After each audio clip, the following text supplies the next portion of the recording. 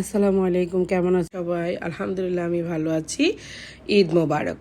ঈদের জন্য একটা স্পেশাল মগজের খাট রান্না করব। মগজটাকে একটু গরম পানিতে বয়েল করে নিচ্ছি। 2 থেকে 3 সেকেন্ড বয়েল করলেই হয়ে যাবে।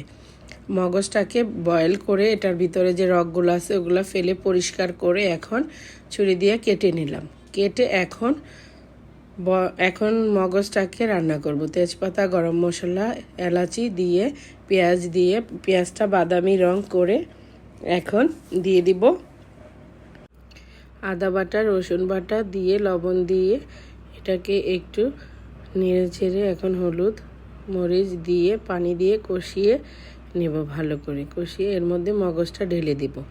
ঢেলে এটাকে ভালো করে ঢেকে এই তো কিছুক্ষণ রান্না করব। এই মগজ ভুনাটা অনেক টেস্ট, অনেক ভালো লাগে। এভাবে রান্না করে দেখবেন।